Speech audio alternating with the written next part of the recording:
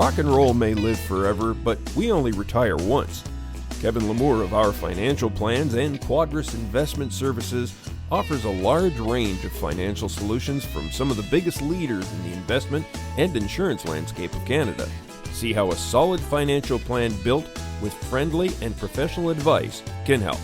Find out more at ourfinancialplans.ca or give them a call at 705-949-1316. Hey folks, and welcome to another episode of the Lonesome Cowboy Podcast. I have all the way from, is it Lawrence, Kansas? It's Lawrence, Kansas. That's right. Lawrence, Kansas. I know that town. It's an old west town. And we have Mr. Wayne Gottstine. Wayne, how you doing, friend? I'm doing well, Brian. Thanks for having me. I appreciate it. No problem at all, sir. Hey, you got a few musical projects on the go, don't you? You don't stay idle at all. You got Scroat Belly, and what else is on the go?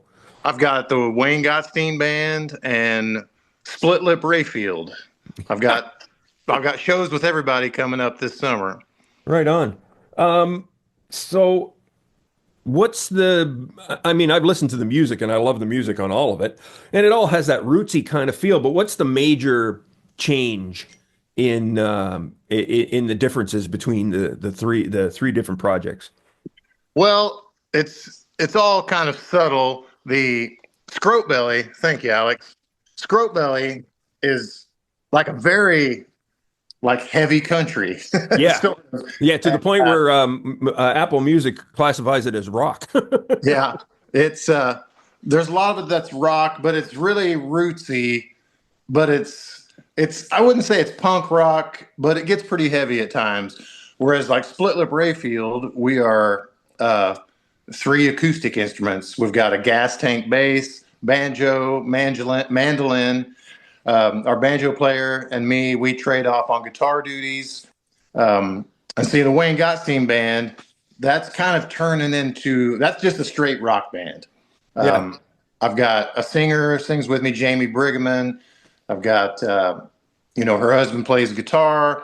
I've got a great bass player in Kelby. Verlin plays the drums. Then I've got a witch of a keyboard player. And so that's a pretty fun band. We get pretty wild in that one. Yeah, that sounds like pretty cool. Listen, came across, speaking of Apple Music, I came across an interesting recording you were on by a guy by the name of Grandpa Rufus. Oh, yeah. Pancakes Just for Two. I went, oh my God, I have to listen to this. Kind of a cool little song on there. Tell me, when was that done? And tell me how that came about. Well, that's kind of a funny little story. I know Rufus in real life, and he lives in California. Okay. And he sent this song to me, and he's like, hey, can you put some mandolin on this? And of course, you know how I struggle with technology. What I did was I listened to it on one thing, and then I recorded it into the phone, and I just sent that phone recording over to him, and he touched it up a little bit. Sure. And put it on the song. And, it's just it's a simple song, but it's a great tune. He's a good songwriter. Mm-hmm. And it just kind of captures like a live feel, like we're playing together. Yeah, right. But so go ahead. No, please. Oh, I don't know what I was going to say. Well, I know what I wanted to say is you play a lot of damn instruments, son. What don't you play that has strings on it? Well, my violin playing is terrible. Oh, you still calling it a violin? You see, here when it's terrible, they call it a fiddle. Well, yeah, my fiddle playing is also bad. Okay, good. So, which is kind of funny because, the mandolin is laid out like a fiddle. Yeah, right. It's the same tuning, right? Yes. And I just can't make it sound good. I can do all right, but it's been a while since I messed with it. Yeah. But yeah, I play electric guitar, acoustic guitar, mandolin, and bass. I messed around with a little bit of piano, but I wouldn't play that in public. There you go. I love it. Well, that's cool. Have a favorite one that you, if you're going to say, I feel like playing something, what's the first thing you walk into Wayne's music room? What's the first one you grab? Most of the time, it's my Eastman acoustic. That thing just, it just has the sauce for something. I also have a Martin, and Oh when I yeah. want to play pretty stuff, I'll play my Martin. When I want to be aggressive, I'll play that Eastman. And Gotcha. but really, my biggest love is the electric guitar. That's Okay. why the Wayne Gottstine band and Scroat Belly are so much fun because I can just, try to take it Yeah, to the right. stratosphere. Yeah, sure. Is this has got to be a full-time gig for you, right? Oh yeah, I can't. I've got so many irons in the fire. I'm unemployable. I haven't had a job in about 20 years, so I I'm the just same way. just keep, I just work for myself and just book a lot of gigs and keep busy. And Yeah, right. So I mean, Lawrence, Kansas, I mean, there's obviously a bigger market there for you to play in. I have a tough market to play in because I'm dealing with a city of 75 or 80,000 people that is, you know, probably the next major city is another 2 to 3 hours away on either side. yeah, So, you guys must have a pretty active scene where you can move around pretty simply and there get is a pretty gigs. good scene.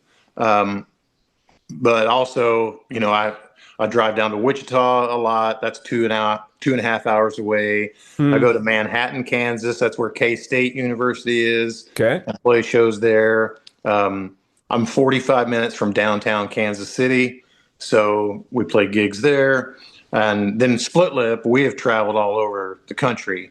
Cool. So we have gigs. We're not going too far out this year because I've just finished, having a big cancer project. Um, Yeah, yeah. but we've got a couple of festivals we're playing this summer. Um, let's see, Oklahoma, um, here in Lawrence, probably there's a festival in St. Louis that we're playing. So Nice. we're keeping pretty busy. And actually, we're playing at this beautiful place in southern Kansas called the Bartlett Arboretum. Oh, And it's incredible, beautiful place. And we're going to they call it the Treehouse Series. And we're going to play a show there. That's going to be one of my first shows back, June 8th, right on. with the band. So that'll be fun. Well, you brought it up. I was going to try to just make it a light point, but we can still make it a light point. You are dealing with some health issues, but winning the battle, as they say, eh? Well, yeah, about 4.5 years ago, I was diagnosed with lung cancer and kidney cancer. Gee. And I had a kidney surgery, which removed the cancer and was able to keep my kidney. Oh, good Uh, for you. then at first, I went through chemo and radiation, which really kicked my butt. Uh, but then I built back up and started doing shows again. And then I was diagnosed again last September. And this time we cut 2/3 of my lung out. Oh, geez. Thank God you don't play wind instruments. I know that would be, you know, that would be wild. Hmm. But, I can still sing. I'm still a little bit sore, but I'm working on getting everything back together, getting my body moving, Good uh, stuff. practicing every day and singing. So Good for you. everything's going pretty well. All right, man. It's always nice to hear positive stuff when it comes to that kind of thing. Yeah, it's a brutal disease. Yeah. Tell me all about how you got really started, Wayne, because I know you got some years um, in the Well, business, and I want to hear where you started from and where you've been, and here you are. well, I started playing guitar when I was about 11 and quickly joined up with some kids I went to school with, and we played every week, a couple of times a week, and then we actually started playing some shows, and we played a couple of like VFW shows Of course. when we were like 14 years old. Cool. So that's how we started, and I actually played drums in that first band, Cool. and so that was a lot of fun. And then we moved way out into the country. We lived in the city, and we moved way out in the country in my high school years. So that gave me a lot of time to practice guitar. And then when I got old enough, and well, when I went to college, there was a blues bar in town, and I used to go to that every week and do the blues jam. And then I made um, a real good friend there, and he was an older guy and kind of took me under his wing, and I played rhythm guitar in his band sometimes when when I needed to fill in or he needed, and I learned a lot from him. And then I just started putting bands together as soon as I was legal drinking age to get into bars. I just harassed everybody with an instrument. You want to be in a band? You want to be in a band? And so I started out when I was 21 with this band called the Sluggos, and we were together for 20 years. And we Nice. played tons of show in the Wichita and the Kansas area. And when I was, let's see, 1995, Split Lip came around. But before that was Scrote Belly. Scrote Belly's been around for 30 years, 31 years now. Now Split Yeah, I Lip was has been reading that. around Yeah. for 30 years. Yeah. Yeah. So I like to keep my bands going. Uh, a lot of people, their bands break up. I try to tell them, just take a break. Don't break your band up. Yeah. Just take a break for 2 years if you need to, Yeah. whatever. A good idea. Yeah. Well said. And because you can, especially if you're trying to make your life about music, you can keep these sleeping giants dormant until you need them, and there's just no reason to blow up a good thing if you can just put it on the back burner and let everybody cool out until you can work again together or whatever. Yeah. Or Right. whatever the case is for taking a break. Sometimes it's burnout. Sometimes, you need a couple of years of some different kind of music to play, to get back to where you were or whatever. I agree. That's well said. Yeah. Um, so you got some years a little bit on the road and playing around and stuff like that. And since we focus on DIY musicians, um, in regards to as you've played through the years, venues, we're always hearing how venues can make it better now in the 21st century music business. What's your experience with venues? What do you think they could do to make life better for the average working musician that's out there and not on a big budget tour? Well, it's hard to say.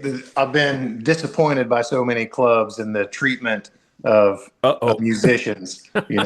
Okay. Uh, and everybody's just trying to do business and everything. But I found that there's the places I've liked to play the most is where the people are hospitable and Yes. nice, where it's we're not asking for a lot of things when we go on tour. We don't have a big rider or anything.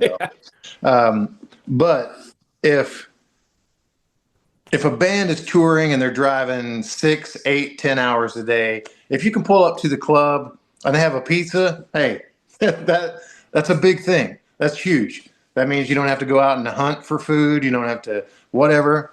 And just a little bit of, I know it sounds crazy, but just a little bit of green room action where you don't have the locals coming in and smoking it up and shit like that.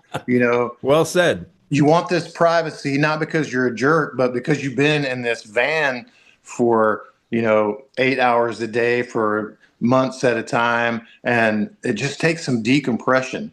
You just need a little decompression. I agree. And, a sound techs are getting better. Their attitudes are better. Like 25 years ago, there's so many sound techs had such attitudes, like especially when you come in off the road and Oh you yeah. try to explain to him, these are the things that work with our instruments because we have, especially Split Lip. That was my biggest touring band. Our bass player plays a gas tank bass. Yeah, he has a $200 pickup in it and an incredible sound system rig for it. And our sound man knows what is best for it to sound. We try to, Sure. a lot of sound techs are just going to be like, well, I know what I'm doing. I'm sure you do. I'm sure you know what you're doing, but I would listen to us just for a minute. So that's one of the reasons we generally bring a sound man with Yeah. us. That's And cool. and on the same token, when I'm dealing with my sound man, I'll be like, the sound tech in the club knows the system better than you. You know, pump them up about that, you know, and then work our sounds into that system, you know.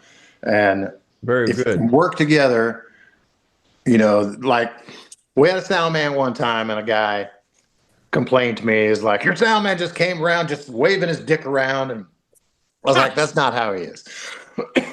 He's just trying to get the best sounds for us. When we've got this crazy instrument, and then we have a banjo and a mandolin, and also we are as loud as a rock band with drums. You know, it takes a little bit of science to get it taken care of. Mm-hmm. I get you. So I kind of went rambling on that, Brian. No, that's a god. I love it. Hey, Wayne, and this will be edited out, but I'm gonna leave this here. I've just noticed that because of our time that we took, it's already telling me I got 10 minutes left or less, 9 minutes in the Okay. meeting. So here's what I'm gonna do. When we get close to the end, I'm gonna cut it off. I'm gonna make another meeting link, and I'm gonna send that to you. But what's the best place to get it right onto your phone? Right through Right through the app again. oh, Yeah. okay. So, but I mean the link, I have to send you the link. So should I do that? Well, the Send it through last one, Instagram? Instagram is fine. That Yes. works. If you hit it on there, then it'll open your app on your phone and you'll be ready. Okay, great. Okay. So in the meantime, we'll let it do its countdown. We still have 8 or so minutes left here, so ready to go in that respect. Fantastic. All right. So sick songwriting. Is it a Yes. solo effort for you, or do you have a go-to guys you write with? Well, mostly 95% of my songs have been just me writing them. Yeah. Back in the old days, I had in Scroat Belly and Split Lip, we had another member, Kirk Runstrom. He passed away 17 years ago Oh, from cancer, and he and I wrote a lot of songs together in the early days. And we also were a friendly competition where he would write a song and then I would write a song, and he was like, he would write one and I would write one.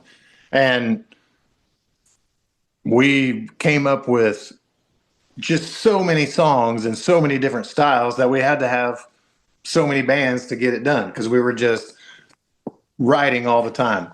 Um, Now, usually, like with Split Lip, if I sing the song, I wrote that song. If Eric sings the song, then he wrote that song, gotcha. and so on. Yeah. I'm trying to get a little bit more co-writing with the band this year. Yeah, like I've been like I sent Jeff. Jeff and I co-wrote. That's our bass player. We co-wrote a thing a couple of weeks ago where I had this good chorus, and I was like, I've got this chorus, but nothing else is coming out. And then he wrote these two great verses for it. And so I'm trying to, you know, incorporate more of that so that, you know, all the songs sound more like all of us together. Like you can tell my songs, like that's a Wayne Mhm. song, that's a Jeff song, Sure. that's an Eric song. But if we can start building these songs together for this next, you know, however long we play, you know, it's just, I think it would behoove us to sound more like ourselves together. Gotcha. And That's very good. So musicians get all kinds of fun gigs, Wayne, and I just saw something that's done with another partnership. But you recently sung to a baby, and I just thought did. it was the greatest thing in the world. Tell me about that. Well, here in Lawrence at the iHeart Local Music, every Oh, okay. year, this photographer, videographer, Fally, she videos a local artist singing to a baby. And they've done it for like 20 years now. Nice. And so I came up in the drawing and I drew a good baby. That baby was easy to work with. And we met down at the park. But this baby's parents, and I know the baby's older brother, Oh, this that's baby's cool. parents are both musicians. So Nice. he's used to guitars, and we did that in two takes. I did two songs, and that's all we did. And he was super good and easy to work with, and we got a lot of run from that. Yeah, no kidding. That's fantastic. That's a really kind of cool uh, promotion, and just Yeah, and keeps the makes the kids the center of attention, and I like that kind of stuff. yeah. Now, sorry, I'm trying to. I can't even read my own handwriting some days. That's how it's bad. It's getting there. Um, I see that you just in a lot of your social media and your not even social media so much, but even on your Wayne's your website, you are you're kind of more of a worried about live playing and live performing than you really care about streaming for that matter or anything like that. Absolutely. Yeah. The um, Because I looked on, you got, yeah, you want some songs? Yeah, you can find them here, here, and here. But yeah. we're doing this. Yes, the live thing has always that's always been my deal. I love connecting with people. I love, if somebody is out there singing my songs back to me, that is incredible. That's what I live for, and I don't care if I have, if the crowd is 10 good listeners, that's good enough for me. Um, Split Lip, we draw some pretty good sized crowds, Yeah, I and that saw that. energy is just incredible. We don't play too many because we're like a hot rod. You just can't drive those too much. You got to work on them after every race. I So like that. we're a high performance, a high octane um, machine. So we can't do too many shows, but yeah, I just love playing shows. I like playing solo shows. And during the pandemic, and then kind of building my lung back from the first round of cancer, I started doing a lot of live stream TikToks, and that Oh helped yeah. me, you know, build up my lung again and build up my stamina. And because when you're practicing by yourself, it's a little bit different than like say singing to people, even online. You're like, oh, somebody's watching me. I'd better work. And so, I did a lot of those live streams, and that really helped build my vocals back up after my first round of cancer, Yeah. and just connecting with people. I just love to play, and that seems to be my favorite time of my existence is if I'm playing music and people are happy about it. I gotta love it. Yeah, I hear you, my friend. So, are you still recording with Split Lip Rayfield We do have some and the new Scroats? stuff. I'm I'm hoping to record this year, at least an EP or something. So we'll see. I've got some new songs that we've been working on, and I'm sure Eric has some stuff floating around. We've just started practicing again, getting ready for these shows, and working up a couple of new songs. So Sure. I'm hoping I'm hoping to record something this year. All right, on. Excellent. Now, I was looking on Bandcamp and I noticed where some of your music projects are going through, but they go through Bloodshot Records. Oh yeah, I used to be on Bloodshot Records. Maybe I'd investigate that. Uh, they did one time send me a bill for stealing a Scroat Belly CD out of the office. I didn't have one. And I was like, man, I need a CD. She's like, you have to buy one. I was like, I'm not buying one. No kidding, it's yours, band. And so I took one, and she sent me a bill. But they're no longer. We broke up with them a long time ago. Ah, Split Lip did. They might have a little bit of Scroat Belly stuff still going on. But the old owners have sold and somebody else has bought it. I should investigate that the next time I go to Chicago. there you go. So was that like the real deal record deal? Yeah, It yeah. was, eh? They Scroat Belly first signed with Bloodshot in '95, maybe, Right. and we put out Daddy's Farm, which is an okay record. I like it better now, but compared to our self-released Great Alaskan Holiday, which you cannot find anywhere, uh, That's got to be reissued, man. I love the title. yeah, that record is so good. It's way Definitely. better than Daddy's Farm, but um, Daddy's Farm was just I don't know. And then anyway, Scroat Belly, then Split Lip signed with Bloodshot, and we did one, two, three, four records with them. maybe 5. And then we all broke up. Me and us and Bloodshot, we broke up.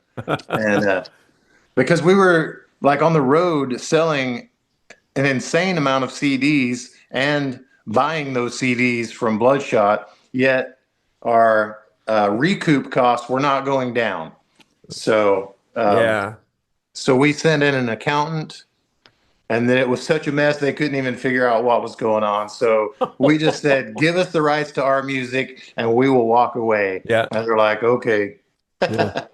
Yeah. So there you go. And that's always what I ask. See, and I was going to skip that question with you because I saw you had that. So, but now I can ask it with knowing I'm going to get a cool answer in that respect. So I always ask the DIY musicians, would you give up the DIY career for a record label and management and all that fun stuff? Or would you say, I still want to have some of that in my control, I having been on both sides now? Having been on both sides, I like the DIY. There are things that I struggle with, but I can get them done. Mm-hmm. But like, especially with Split Lip, when we need to take a break, we need to take a break. We don't need management giving us shit. We don't need a record label giving us shit. It's like, we don't need anybody telling us what to do. And Split Lip is terrible about that. You can't tell Split Lip to do anything or it won't happen. So, and, we had this one booking agent. I'm not going to say his name.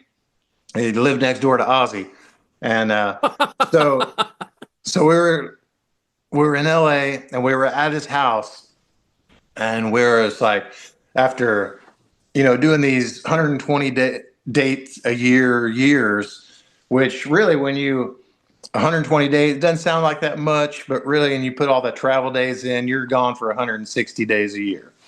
And we were talking about, we need a break. We need to see our kids. We need to do this.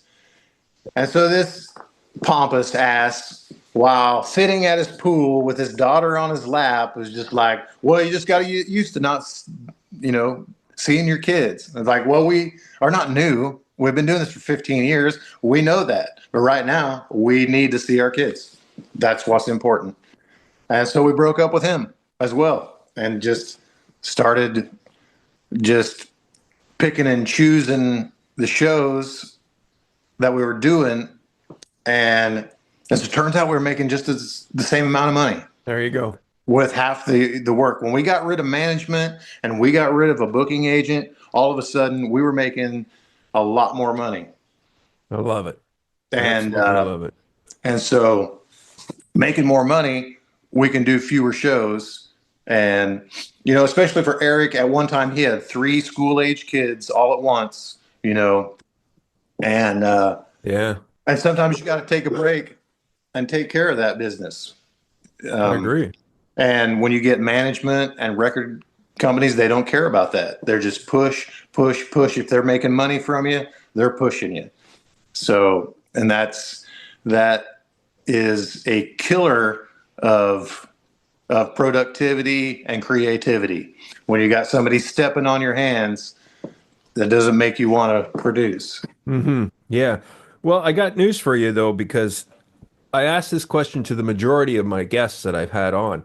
And I had a young lady, Tara Spencer from Canada, Nova Scotia.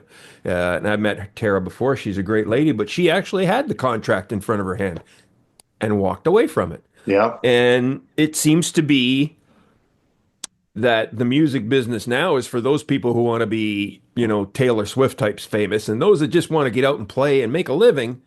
It's what we do. Yes. Yeah. And it's doable. There's so many people that don't understand that, I'm not super famous or anything. I have a fan base, but you can make a living. It's a humble living, but you can do it if you hustle, and you don't have to sell your soul to do it. Yeah. If you can get a circuit going of places, enough places that you don't oversaturate the market or whatever, you can do this. You can do it solo, you can do it duo, whole band, whatever you need to do. Yeah, right. Well, I would have to, I understand why they do it. I said, but I'm curious in regards to the market because I know what up here they're paying what they like for a solo guy like me to say, okay, I want to go play a pub or something like that. I mean, you're paying for playing for money 30 years ago Mhm. that you got then. I mean, what did I get offered? 150 bucks for 3 sets. Yeah, that's Okay, wait a that's minute. too much. Look, sure, it's not the biggest chart, but it's an actual terrestrial radio station. I got the number 29 in their weekly countdown, or 24 the second week. Does it count for something? You know what I mean? It's Yeah, no, original music. I'm not just pumping out covers. And it always boils down to the bottom line is, oh yeah, but who are you kind of thing. Will you bring anybody there? And it's like, oh man, it's not that way anymore. It's a partnership. And these are the yeah, same ones that tell you they do zero promotion for you. You may get a mention once on their Instagram. exactly. And then they look at you That's and say, you didn't draw a crowd. Do you have an audience? Yeah, that's one thing. Back to your question earlier about what clubs could do better. That's one of the things that they could do. And Promotion. you know, I'm relentless on social media, especially in the past 4 or 5 years. I didn't always have a social media presence, but now I have different apps because I want to get these shows out. I want people to know about them. That is an advantage of having the internet now, but there's nothing that replaces, a good, well placed 20 posters, where these clubs go to the record stores, go to whatever the corner pole where they put their flyers. You got to get the clubs need to work on that more. And like me with our band, Jeff, our bass player, he is a brilliant graphic designer. He is going to make incredible artwork. I am going to be bugging people with interviews and flyers, and I'm going to send them flyers, and I'm going to do social media. I'm going to make silly videos all the time. That's part of the DIY thing that you trade in. That's how we've mixed these two questions together, I think, Yeah, yeah, yeah. is, Yeah. um, you know, when you do have management, they take care of all that stuff, but you're paying the hell out of them, really. Hmm. Like that 10% or 15% doesn't sound like that much until you get rid of it and start doing those things yourself. And you're like, holy shit, we've got some extra money laying around now. Yeah, there you go. Yeah. Um, so, so yeah, there's a trade-off. It depends on, now, especially for me, I know that, I'm 50, almost 57 years old. I'm not a marketing beauty or anything. I'm not, there's other than I'm gonna be my, 63. Look at this face. yeah, I mean, we're not going to be singing models or whatever, but we have all this experience and we have all this, people that we've met through the past and, years and years and decades of music or. So a guy like me probably would need to stay do it yourself, Yeah. and I can, maybe a younger person, um, it's different. They're listening to different stuff. I don't know that younger people are going to clubs as much to see live music, I agree. as like, say, when we were in our 20s, where was, and it seems like maybe we said that 25 years ago. Yeah. I don't think younger kids are going to see music. Yeah. But, Oh well. from the time we were born in the 60s till now, the population of the world has doubled, I agree. and I always tell people, if they're wanting to get going, it's like there are 8 billion people in the world. There's going to be a couple hundred who like your stuff. Just go out there and throw it out there and, see what sticks. You'll get some people behind you. You get a couple of people behind you and that will multiply. It's Yeah. all about And tenacity they tell two friends and they tell two friends, as the saying goes. Yeah. and so on and so on. Yeah. Right on. Wayne, thank you so much for coming on the program. And please tell the folks where they can find about you and all you do. Well, I'm on Instagram. I'm on TikTok. I'm on Threads and Facebook under my name, Wayne Gottstine. Um, you can check out my band Split Lip Rayfield at stitchgiver.com. Somebody stole our Split Lip Rayfield. Oh, So bummer. now it's stitchgiver.com. Stitch And that's Giver. the name of our bass. If you want to see some interesting instrument, go check out Split Lip Rayfield gas tank bass, and you can learn about that. It's a super love fun. Jeff is really it's amazing that we have done this for 30 years. I love it. Hey, Wayne, speaking of your gas tank bass, you got to check out a friend of mine. He lives in Nashville. He's from here. His name is Shane Chisholm. Okay. Great artist, great songwriter. You got to see his tank bass. I would like to check it out. And he has one made out of a Stanley Cup. Oh, really? Yes. Oh, my God. But his doesn't have one string. He's got full 4 strings and a proper neck on it and the whole deal. Oh, nice. But it's the body of a Chevy Astra van the gas tank came from. Nice. And then he built a fake Stanley Cup and put a bass on it. That's hilarious. Well, there you go, sir. Thank you so much, Wayne. And Brian, thank you for having me. It's been a blast talking with you. yeah, it really has. Thank you so much, Wayne. I much appreciate it. Thank you. Rock and roll may live forever, but we only retire once. Kevin Lamour of Our Financial Plans and Quadris Investment Services offers a large range of financial solutions from some of the biggest leaders in the investment and insurance landscape of Canada. See how a solid financial plan built with friendly and professional advice can help. Find out more at ourfinancialplans.ca or give them a call at 705-949-1316.